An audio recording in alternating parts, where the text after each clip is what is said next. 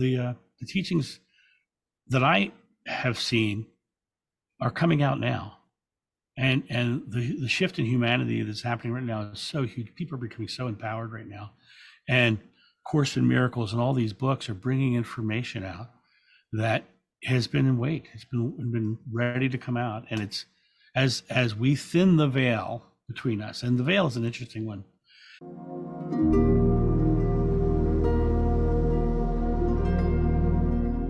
Today, I'd like to welcome a very special guest, John Davis, also known as John of New. Welcome, John. Thank you so much. Thank you for having me. It's a real pleasure to be here. I've been enjoying your videos, and now I'm really getting excited to talk to you. That makes me so happy to hear that. I'm so excited to talk to you about your journey and this past life that has really impacted your current life.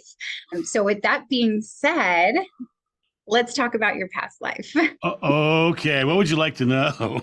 Let's start with how did you discover your past life? Okay, I had a very interesting experience. I was raised as a young Catholic boy. This is my beautiful Catholic mother back here. When I was 18, she said, "John, spirituality is a personal journey. You've got to find what you believe." So I went out and I studied everything: Buddhism, Hinduism, everything I could find my hands on. And I had really settled really hard and strong into being an agnostic. And what happened was I was at a party in Canada. At a friend of mine's house. We were up there performing at a Renaissance festival. And this woman on the other side of the room kept staring at me. And I'm like looking around. I'm like, and I know that's her husband with her, so that's kind of weird. And she gets up, she goes walking across the room, and she walks right up to me. She says, "You know you walked with Jesus, right?" And, smacked me in the face with this thing. But the weirdest part was when she said it, I just knew it was true. And I literally responded, "Yep, I did that." And then I was like, my mom's Catholic guilt came out. I'm like, "No, we don't believe in psychics or seers. We don't do any of that stuff." And I was like, no. I don't want to be the guy who thinks he's Napoleon. So I left there after we were done the party and everything. And I left Canada. I was back in Maryland. And I'm talking to a friend of mine, and we're just talking about how your year has been. And suddenly in the middle of that conversation, she says, "You know you were John the Beloved, right?" And I was like, no. And to make a long story really short, 19 different psychics told me spontaneously about the same past life. And being the stubborn guy that I am, I was still like, no. Finally, one day I literally said, "You show me a sign directly. I don't want to hear it through a psychic." And God kind of mocked me, God, universe, consciousness, yada, yada, whatever you call it. I call it God because my mom's Catholic. God kind of mocked me and dropped a book on my lap. And I'm reading this book called Edgar Cayce on the Millennium. And I'm reading this book, and I get to page 32, and it says, "John the Beloved will again be named John." And he said that in 1938. So then I was like, okay, there's a good sign. So I went ahead and I booked a past life regression. I found a certified hypnotherapist, because it's really important to get a real certified hypnotherapist, because there's a difference between a hypnotherapist and a hypnotist. A hypnotist is about actually dropping suggestions in, whereas the hypnotherapist stays neutral during the process. So I found a hypnotherapist, and I went and I had the regression, and I remembered the life of John the Beloved. First thing I saw was standing on a beach, and the beach was rocky. It was not a easy sandy beach like I grew up with in Delaware, but it was this rocky beach, and I was looking around, and there was a man standing next to me talking to me, and I couldn't understand him. And eventually that got translated into English by something the regressionist did. And suddenly I started seeing people running down the beach. And I'm like looking, and I'm looking. And I look to my left, there's a crowd forming down the beach. And I walk down to the crowd, and I'm like trying to push my way in. And as I'm pushing my way in, I can feel this feeling coming across me that was so bizarre, so strange. And I got into the center, and this man standing there that looked exactly like that, because I painted that in 2000, about 6 months after the regression. Mm-hmm. And he looked at me and he smiled, and he walked over to me, and I'm feeling his love. And you hear me when you hear my regression, I'm losing my breath because it's like, oh my God, you can feel him. And he walked up, he raised his hand up, he placed it on my chest. And I had a very strange experience. I had what you would consider a near-death experience inside of a past life regression. Mhm. And so suddenly I was standing there in this pure white space, and I was feeling the oneness of everything and the love, the pure, unconditional love of the source. And the regressionist got really confused. She says, are you with him or are you him? My response was, I'm within him. And then she says, she's like trying to figure out what's going on. She says, let's go to the next important moment. And the next important moment was me back on the beach, feeling all my fears and anxieties as he walked away. And the realization that being here in the physical is to feel those fears and those anxieties so that you can come to know that love on the other side more fully. And so that is the Reader's Digest version of my my past life story. And I'm sure there's questions that will come from that. So Yeah. have at. Thank you. Thank you so much for taking us through that journey. I noticed my first curiosity was how you said that you were raised Catholic. So when these 19 psychics and intuitives approached you, did you believe in past life regression at that time? I had no belief in past life regressions, psychics, readers, none of it. I didn't believe in any of it. I literally was an agnostic. I believed that there was some gods, something, but I didn't know what it was, and didn't feel like I was vain enough to describe it or define it. Mm-hmm. So yeah, at that point, I really was not into it at all. Yeah. Was it scary for you? Oh yeah. So I was raised Catholic too. So anything that had to do with this kind of stuff was like, you're going to go to hell. Well, the weird thing for me was, and I, because my mother had been so beautiful. Now, understand, when my mom told me that spirituality is a personal journey, I was 18, and when I had my regression, I was 30. So there was a good amount of time there where I had been exploring, and I'd been to India, and I'd been all over the place. But what scared me the most was literally letting people know that, because the public, you tell people you're a reincarnated apostle, they'll come at you. and they, let me tell you, they did. I've been called the Antichrist more times than you can possibly imagine, and false prophet and all those things. Mm-hmm. But now I look at that from the perspective of, I'm not afraid of who I am because I know it's my truth. Yeah. And when I see them coming at me that way, I know that their truth is in fear.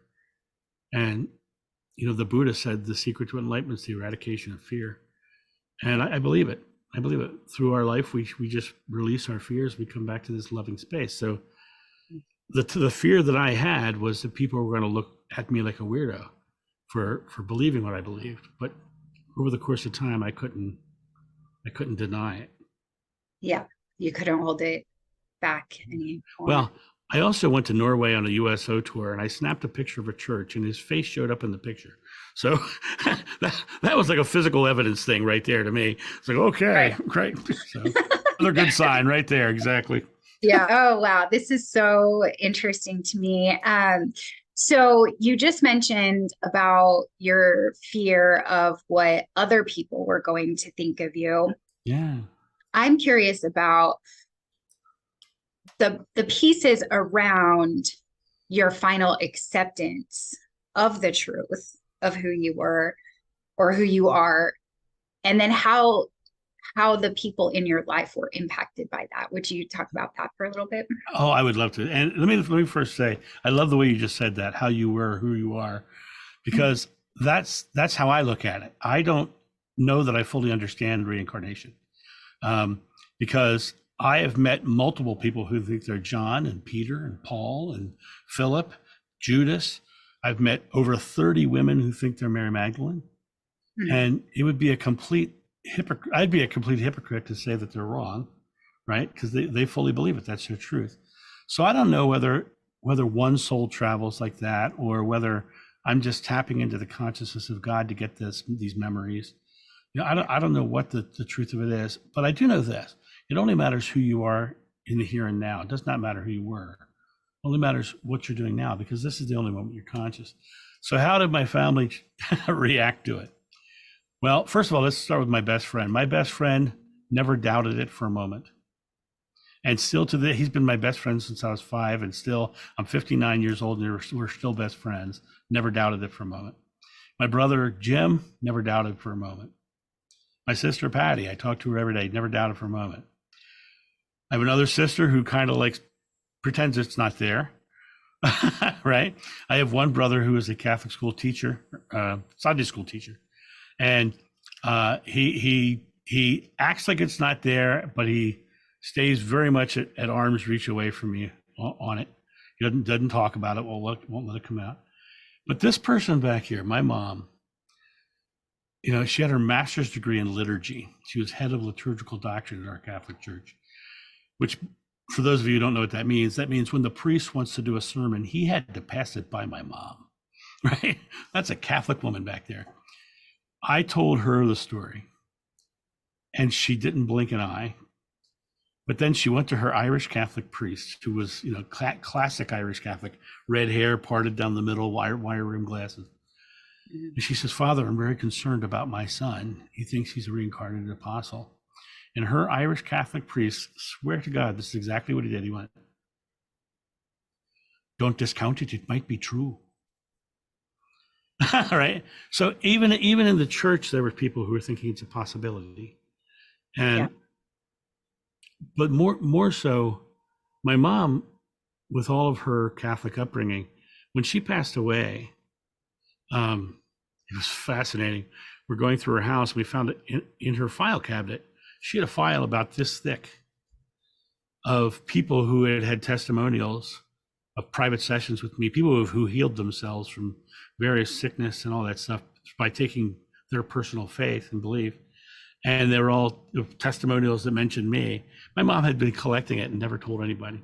So she was like a little fangirl. That's so sweet. I love that. Now that leads me to another curiosity. So the priest, his reaction was, it could be true. Yeah. And I'm actually not versed on the Bible. Yes, I was raised Catholic, but I did not pay attention to anything. I kind of just checked out. Right. That's how most Catholics are. They're Easter, Christmas Catholics, most of them. Right. But what I understand is that Jesus performed all kinds of miracles that would be considered today very paranormal. Sure. So I'm curious, if you would talk about that. Let's talk about that, because one of my things with my past life is I delved into the research. I delved into it hardcore, right? Now, a lot of the big miracles you hear about him in the Bible are actually Greek mythology translated into Jesus's life. But there were miraculous healings around him.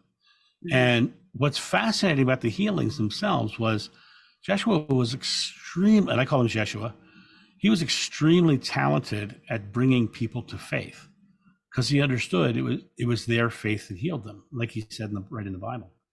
And what he would do is he would give them something to put faith in.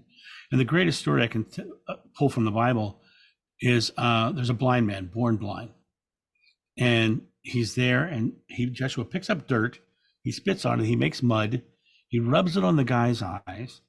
They wash it away, and the guy can see. Now, there's no place else in the Bible that he ever picked up dirt and used it in that way. It's not in the Gnostic text. It's not in the Coptic text. It's not found anywhere else but that one story. But now think about this man who was born blind. His whole experience of the world was tactile. He needed something tactile to put faith in. And so Jeshua put the mud on him. Everyone's saying, the healer's putting mud on you. And Jeshua gave him something to put faith in to heal. And so he was very good at being that pure, unconditional love like I felt when I met him, and being that resonance of perfection, but then bringing them to the faith and the healing. And what's fascinating about that to me is in my personal life, I've seen people healed. I've seen a child stand up from a wheelchair. I had a woman who came into a session one time with swelling in her jaw, the size of a grapefruit. Her teeth were sticking between her lips because of the infection in her jaw. And in 5 minutes, the swelling was gone. And it was all about her taking her faith and bringing her to her own personal truth that it was done.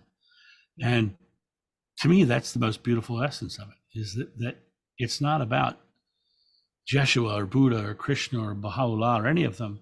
It's about they understood their divinity and they were showing us ours. Wow, that's so beautiful. Thank you. Oh, you're quite I welcome. know in my experience with A Course in Miracles and the Way of Mastery, as soon as I got into those texts, I could feel the truth in them. And it did give me I don't even know the word, not even a renewed sense of faith, like just a sense of faith. That Right. you are divine. And that leads me to something that I struggled with when I was a kid. I mean, I struggled with a lot of things around being raised Catholic, but one thing that really stood out to me was that it was taught that Jesus, or Jeshua, was this perfect idol that I had to pray to, that I would never achieve. And so I created perfectionism. And one of the things, the way that every chapter opens in the Way of Mastery, is Jesus says that here we are among you, beloved friends. And it's over and over in both of these texts that there's nothing that he had that we can't achieve. Absolutely. And it's not just in the modern books, it's in the Bible. Greater works than I have done, you will do. It is your faith that heals you. If you have faith as small as a mustard seed, you can ask a mountain to move and it'll move. Nothing will be impossible for you. He washed his disciples' feet to show that he was no better than they. Here's the one thing that most people don't realize. He never said he was the Son of God. He said he's the Son of Man. He's a man. And he showed us this beautiful, this divinity that he found, this oneness with God that he found. At one point he says, take heart, I have overcome the world. He's telling us, I've done this, you can do this. And what was the next thing he said? I am the way, the truth, and the life. It's not meaning come to him for that, but live like this, come to what I'm doing, figure this out, this is cool, right? And it really is come to that space. And if you look in the Bible, anybody can find their own agenda in the Bible. But when you literally put on your love goggles, and I say that particularly, put on your love goggles and read the Bible that's just the loving parts, there's a profound truth in there. There's also a profound truth in the Bhagavad Gita and the Quran and all of them, because God is too big to be encompassed by one religion. And in reality, the religion, the Catholic religion especially, didn't even come into being until 300 years afterwards. So it's like, Nicene Council, when Constantine created it, and then he made an order from that point to start editing books from the Bible so it would come down to the books that he wanted. Everything started changing. It became much more of a power control than actually the loving message. And I love the fact that you are seeing that loving message. When I think of this man, and he's a man, right? My memories of him are laughter. Now I'm gonna shock some people. My memories of him is how much he loved his wife, who he called Ishti, which is it's a Hebrew word for wife, but it was also an Aramaic word for wife. He loved her. They laughed. They giggled together. They were just passionate about each other. And to say wife is taboo for Catholics, but the only reason it's taboo is because the Apostle Paul was a Pharisee, and the Apostle Paul is the bulk of the New Testament, and the Pharisees believed that holy men can't have wives; they had to be celibate, and so that was written into the Bible to match Paul's writing. Yeah. So, wow, interesting. Yeah, I'd love to hear more memories that you have. Yeah, my favorite memory of Jeshua, there's a couple of them, but my favorite memory is sitting on the side of a road eating figs off a tree and just literally laughing, and just all of us having the camaraderie. There's another one where it's a young girl crying, and there was literally like a little lamb, or a little, I think it was a lamb, and the lamb had literally a broken leg, and he walked over and he picked up the lamb, and he actually, I think he set the leg, but he turned around and the lamb's leg was straight again. Could have been a miracle, who knows, right? Set that lamb, and the conversation afterwards was interesting. He said he didn't heal the lamb, he healed the girl. It was all about making her feel better. And that was amazing. And then I'm going to share a moment that is it's actually a painful moment, but I think it's an important moment for people to hear. Apostle John's the only one who saw him of the 12 known disciples. There were more, but of the 12 known disciples, he was the one who saw him on the cross, right? His mother and his wife were with John at the time. And when they nailed him to the cross, and I can tell you the historical way they nailed him, it's not like you see on the typical crucifixes, but there was a hole. The ground was like a stone slab, and there was a hole chipped in that stone.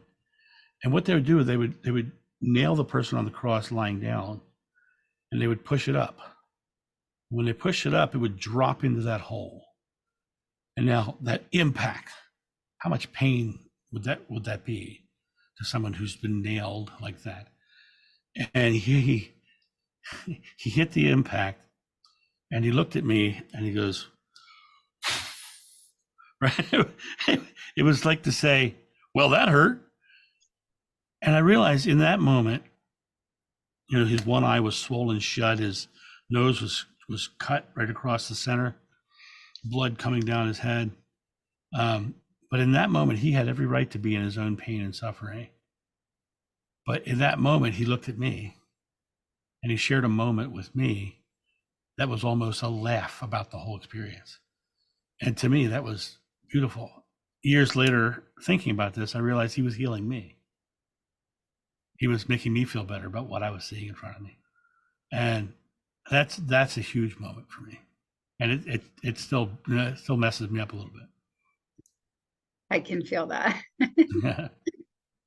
I did not expect to talk about this today. However, what's coming in really strong with what you just mentioned is the crucifixion. And when, I was growing up, I was told that Jesus died for our sins. And what I gather from the Course in Miracles and other texts is that actually wasn't the intention of the crucifixion. No. Could you talk about that? Yeah, Jeshua became a spiritual rock star. And I say that in a very interesting way, of course, but people began to hear his message and hear the truth in it and follow him. And he was growing more and more. And then a lot of the Judaic sects wanted him to step into the role of Messiah. The Essenes especially, they wanted him to say he was the Messiah, and he wouldn't say it. But the reason they wanted him to do that is not because of a big spiritual thing. They wanted him to step into the role of Messiah so that they could create him a king and then create an army to fight Rome. And historically, the first armed conflict against Rome was led by the Essenes.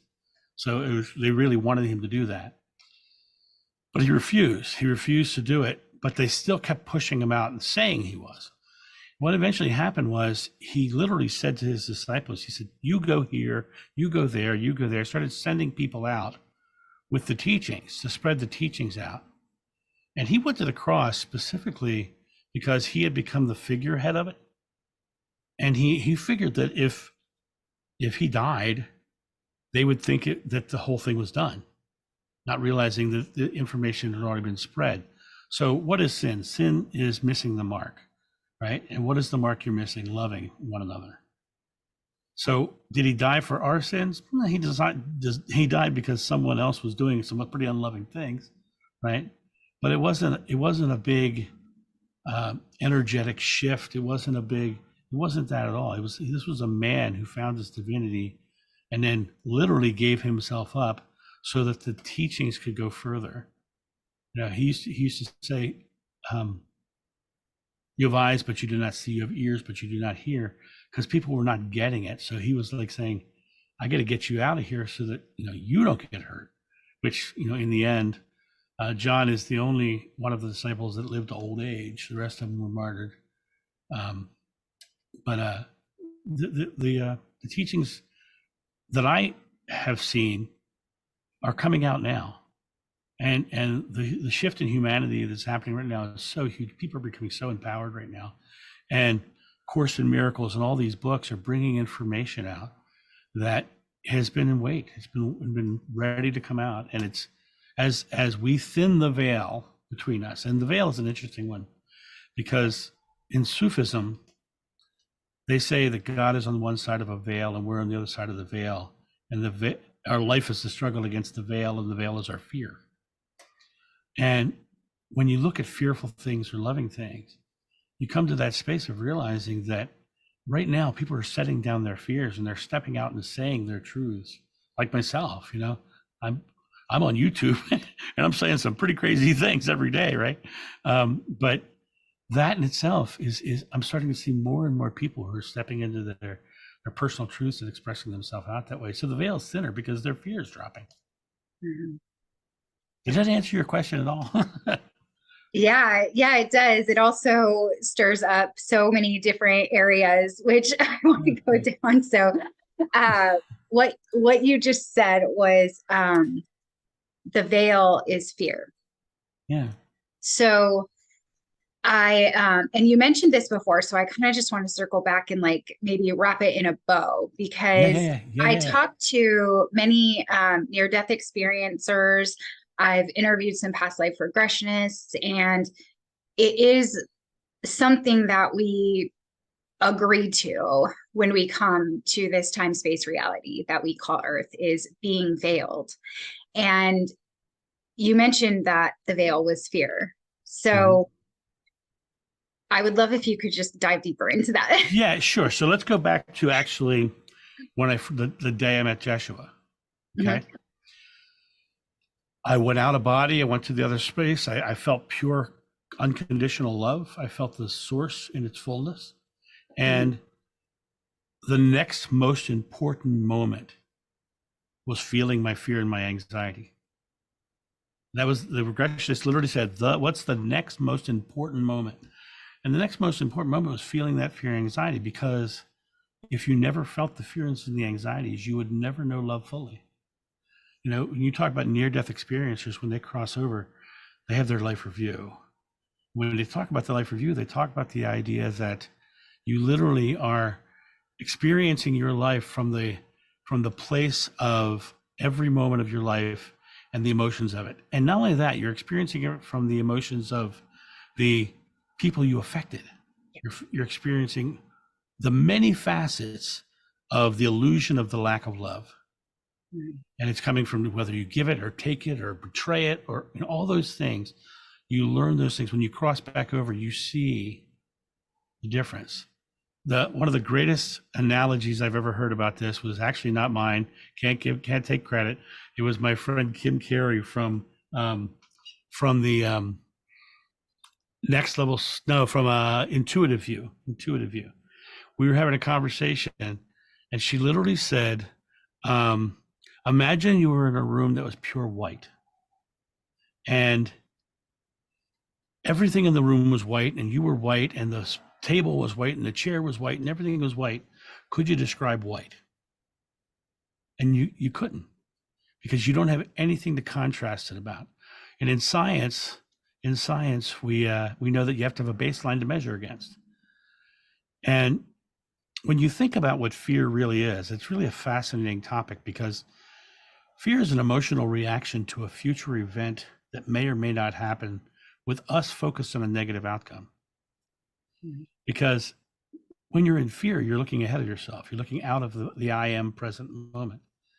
And when you have that fear, you realize you can break it down even further to fear is just negatively focused uncertainty, right? So we get in that fear of not being loved, fear of not having God, not fear of not being connected or understanding that source. And this is one of those topics that we all struggle with. I mean, that in my opinion, that's a big part of the nature of addiction itself, because people don't feel good in the world, and then they try to find something to make them feel better. Well, the good feeling is the feeling of love, right? So they find something that makes them feel better, and then they attribute that feeling to that substance, and they keep going back to that substance. But what they're really looking for is love. They're looking for that unconditional love.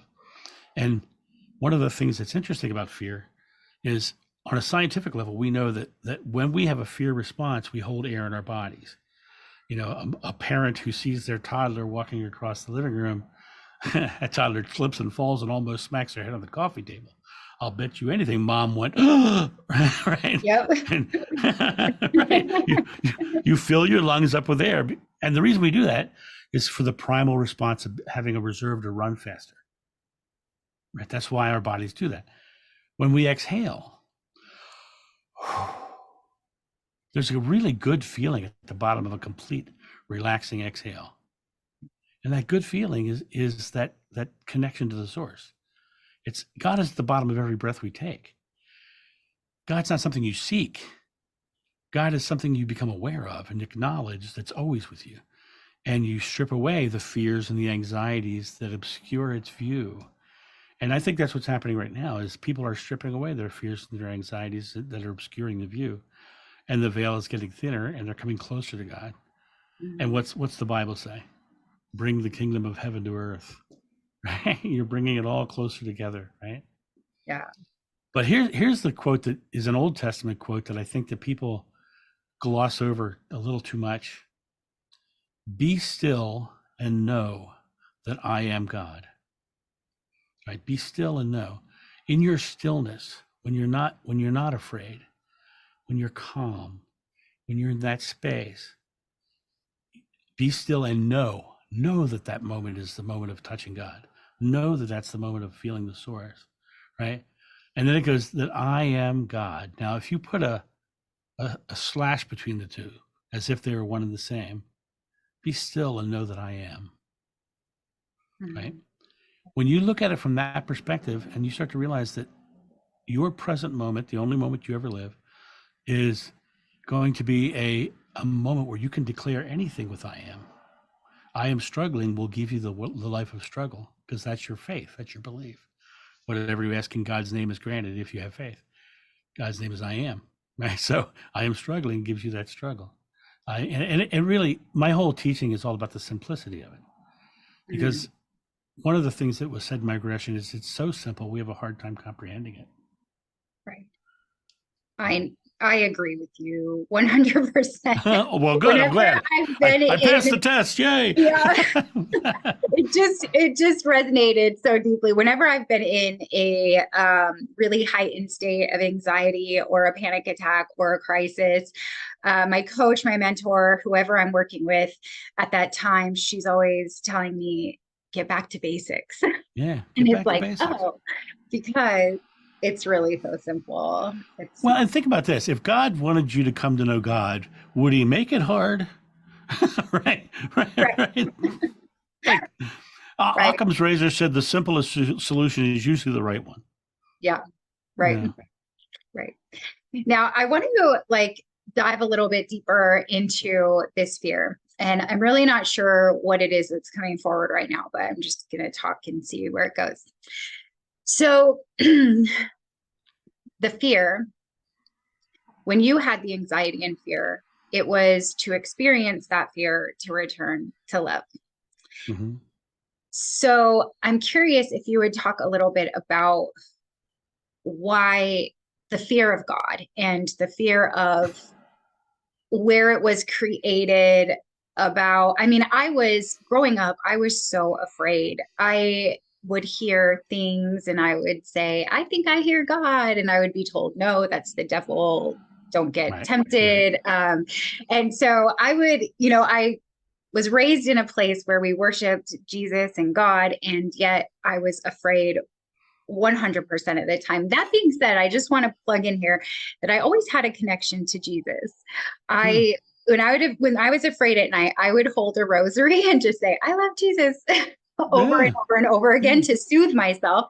So there was some sort of knowing, but Yeah. which And hang on here. Look at what you just said. When I am afraid, I say Jesus. Well, Jesus is the representation of love. right, So that is the most basic thing. You're like, I'm afraid, so I'm going back to love. And you're right, releasing the love, right? So right. Yes, that is true. beautiful. Full circle. Well, the thing about fear to me, it's so interesting is that, actors on Broadway, if they forget their lines or on stage, they're trained to exhale and relax. And when they go, all their lines rush right back into their heads, Yeah. right? It really does come down to you coming to that still moment, that relaxed moment. When I first had one of my first big spiritual experiences, and it actually happened um, before I had my first person tell me about my past life. I was camping in New Orleans, and it was oddly enough freezing cold. It was in the 30s, and I was in a tent. And the week before, I had seen on 60 Minutes television show a story about Buddhist monks who would go into freezers and they would lay cold, wet towels on them, and they would come out 10 minutes later, and the towels were 120 degrees. They would literally heat the towels up with their bodies. So now here I am in this tent, freezing my butt off in New Orleans. And I said, well, if they can do it, so can I. Does it take all those years of dedication and practice? The naivety of it, right? Well, the naivety is what made me believe I could do it, right? And I literally said, I am warming my feet up. And I started focusing, just putting my attention on my feet. And my feet got warm. And I slowly brought that heat up my legs. And it came all the way up to my chest, and it wouldn't go any higher. And at that point, I'm like, trying to force it up. And I suddenly heard this thought, and it said, relax into it. And I just exhaled. And when I exhaled and relaxed, it rushed into my head, and I had what the Hindus would call a Kundalini rising. I was like heat and energy in all directions. The oneness of everything was with me. Pure white in my eyes. All I could see was pure white. It was so profound, so profound. And it was that relax into it thing. When I let go of the struggle, the fear of it not happening. When I this morning, I was working with a woman who has been a meditator for a very, very long time. And her biggest fear was that she would never have those experiences.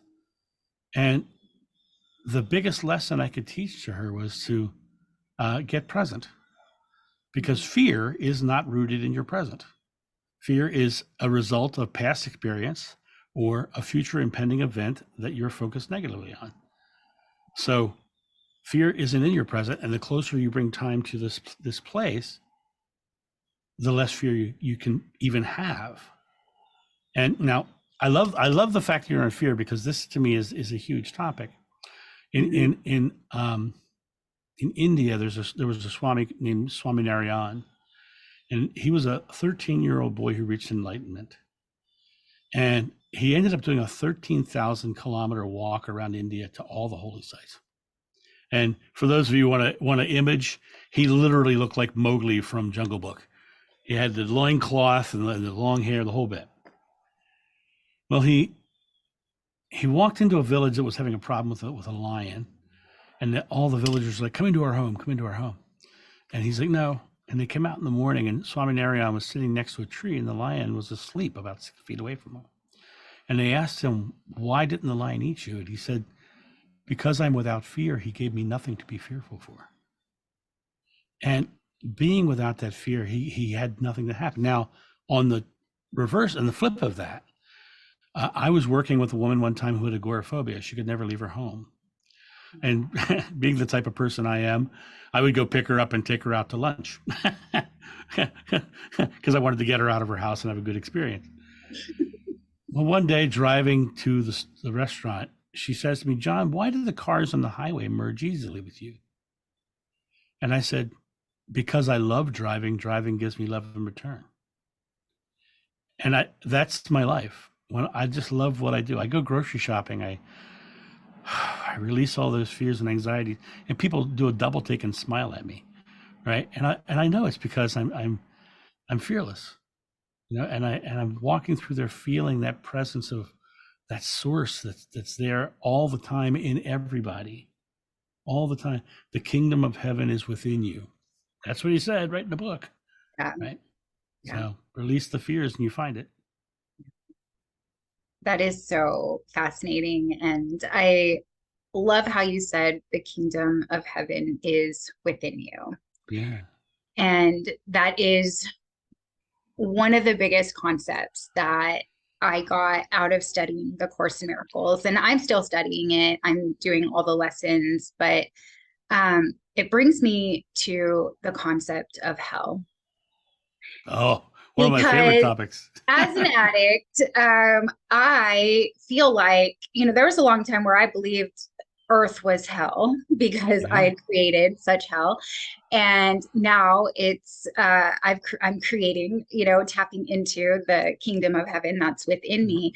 Right. But my biggest curiosity is the teachings that I'm aware of do not teach that hell is real. So how did we get so off? I love that you asked me this because I am a history buff. Yay. Right. The original word in the original text was Gehenna, and that's the word that became hell. During the time that those books were written, on the outskirts of Jerusalem was an area called Gehenna, and it was where everyone went and burned their trash. So all the bad stuff went and burned in Gehenna, right? Right.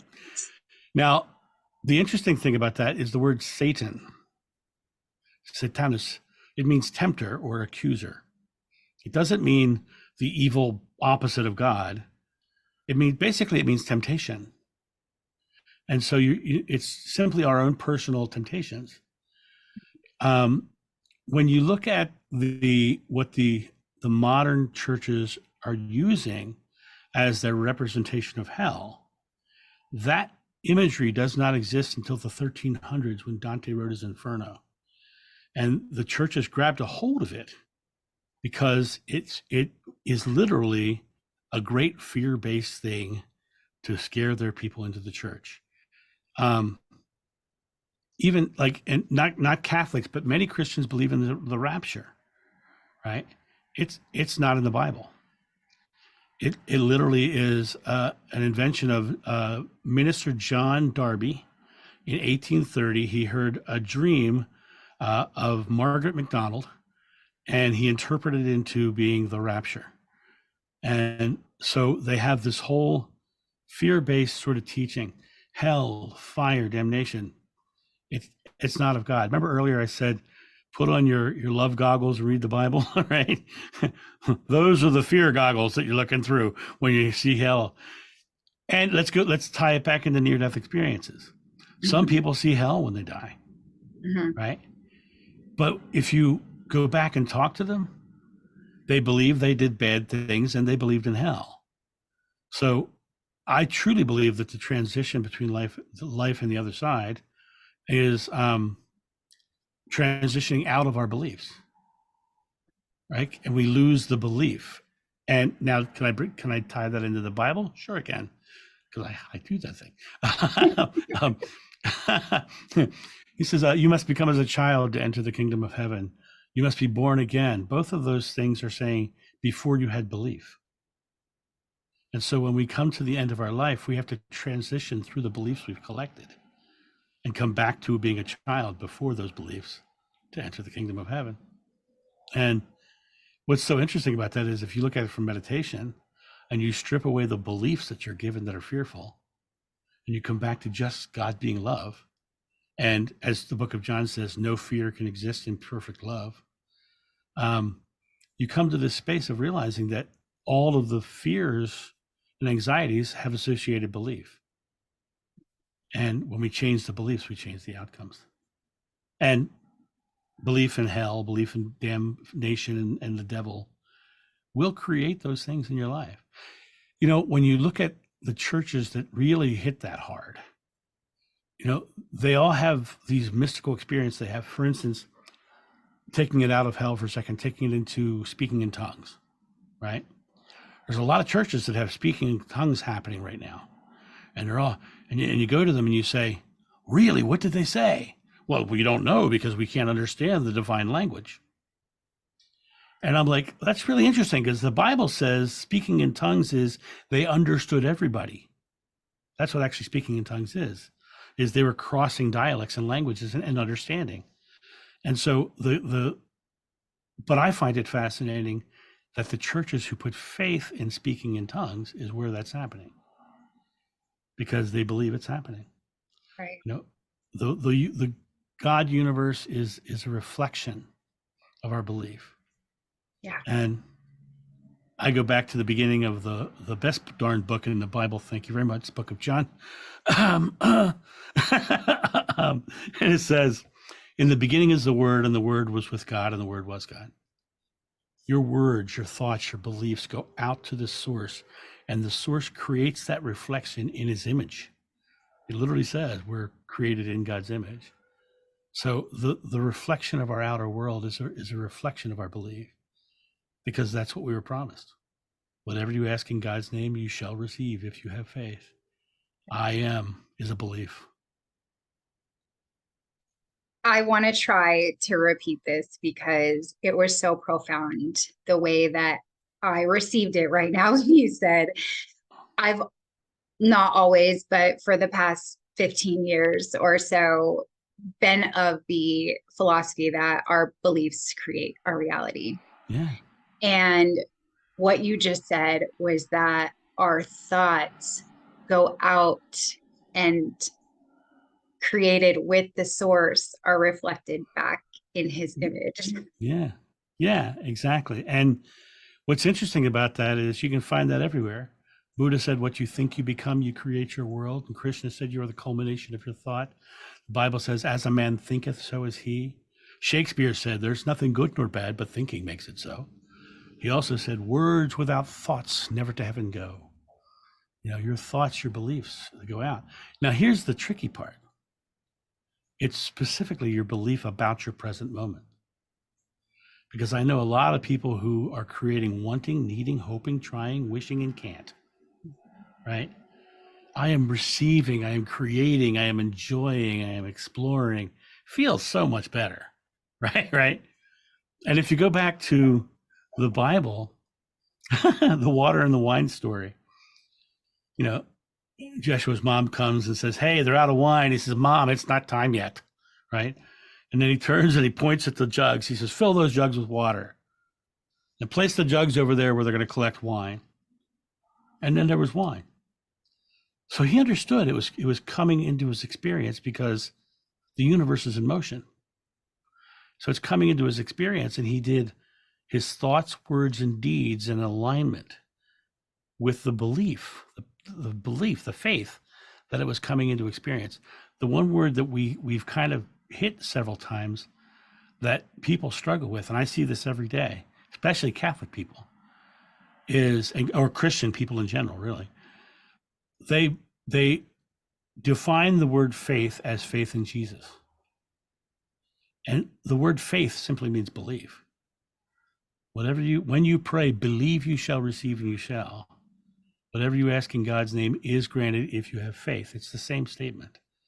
It's a matter of we're believing and it's being created around us. And what's really cool, if you really want to dive into something really interesting, is noetic science, which was started by Edgar Mitchell, the Apollo astronaut, after having a transcendental experience coming back into Earth's atmosphere. He spent before he passed away now, but he spent his life trying to figure out what the transcendental experience was. Well, noetic science has been able to measure thought waves. And one of the experiments said that the thought waves, when focused at a specific point, stop at that point, which means that we can focus our thought to a specific point. And they think something's happening there, but they can't prove it. They don't have empirical evidence of that yet. But they think they're on the cusp of scientifically saying that our thoughts are creative. But you want to hear something really tricky? Always. the The room you're in is made of atoms. The wall on the other side of the room is made of atoms. The air between you and that wall is made of the exact same stuff. Now, here's where it gets really trippy. The eyes that you're looking at it with are made of the same stuff. All you really are is your consciousness. And the expression of self in this consciousness is being shown back to you. So it's a matter of what are you choosing to believe? Right. Yeah. Thank you so much for eloquently saying that. It's what I teach all my clients. So I'm going to send them this episode and let them know it's not just me. Not you're not the only wackadoodle out there. We're both into it, sister. right. What I love about that too is before, I mean, when I was young, when I would get afraid, I would just call on Jesus.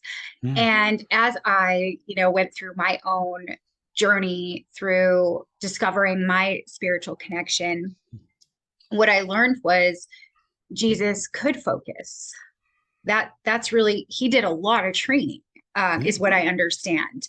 And so really that's all we're doing as well, right? When we're meditating and yeah. Well, and it's very interesting. Meditation is a very interesting word because so many people I know say they can't meditate, right? And the reason they don't think they can meditate is because what they do is they sit down, they go, I'm clearing my mind. Did you pay your bills? Ooh, stop thinking. Clearing my mind. Did you turn the stove off? Oh, third or fourth time they say, I can't meditate. The people who get really good at it are the ones who keep pushing the thoughts away until the quiet times last longer. Mm-hmm. And it's a matter of coming to that quiet space. For me personally, I don't use the word meditation for myself because there's too many forms. It's become a very convoluted word. Mm-hmm. I call it sitting in love. Mm-hmm. And what I do is I go to my front room and I sit in my chair and I exhale. And the goosebumps rise up on my arms like that. And, and I come to that space, that feeling, and I just sit in that feeling for 40 minutes. Mm-hmm. And, that to me is profound. But then it's even more profound when I could do many versions of that as I walk into the grocery store or walk up to the counter, or the pizza guy shows up and I go out there and I smile and he smiles. We end up, I can't tell you how many pizza men I've lost by coaching them into better lives. It's terrible, right? So, but it's a matter of being there. And, in the Bible, Jeshua said, I leave you one commandment, love one another. It really makes all the rest of them moot. Yeah. Because if you do that, the rest of them would never happen. So. Love one another. Love one another. Yeah. Yeah. So much. There's so much more that I could dive into. And I do have a couple of questions that I ask all my guests before we close. So before we go there, is there anything else that you want to express about your past life, what you've learned in anything at all? The greatest lesson that I have ever learned is that when you really understand that you live in one moment, that the future is not set, and the past is just a collection of present moment memories, and that everything is being created in the now, and how you live in this present moment is what you're going to see, man, the world becomes fun. Your world becomes Amazon.com, man. You put your order in and it just shows up on your doorstep and it's lovely. So if I could tell the world that and get them all to truly understand that, that would be the greatest thing I could ever do. Thank you so much. The Course in Miracles calls that the holy instant, the present. Yeah. Mm-hmm. Yeah. Well, this has been so much fun. The first question that I ask all my guests, and I'm so excited to hear your answer, is how do you define God? How do I define God? I define God as everything, everyone, and me too. I mean, that really is it. We are co-creators. We are joyfully loving together, and to me, everything is God. And what would you say is the purpose of life? I truly do believe what I said earlier. The purpose of life is to experience our separation so that we can come back and know God slash love slash yada yada more fully. So I think the purpose of life is experience. We come here to have that experience so that we can then go back and go, oh, now I understand. And the final question is, if you could take one piece of wisdom that you have now and offer it to a younger version of yourself, what would that one piece of wisdom be? To my younger version, now there's stories in this site that I haven't told you. I was the victim of an alcoholic abuser when I was very young, and I overcame that. And so I would tell my younger self that I am empowered and I am loved, because I didn't feel it when I was in that place. And I would tell myself that I not only am loved, that I can be love and I can express love and be more than everyone was telling me I could be. Thank you so much for that. How do people find you? I am easy to find. johnofnew.com is my website.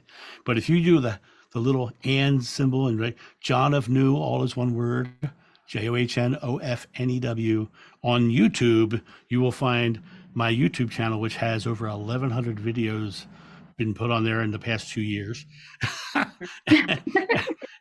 And I also have another channel called The Recovering Catholic out there. So that's the best way to find me. I am on that channel all day, every day, doing something. In between private sessions, I'm doing that.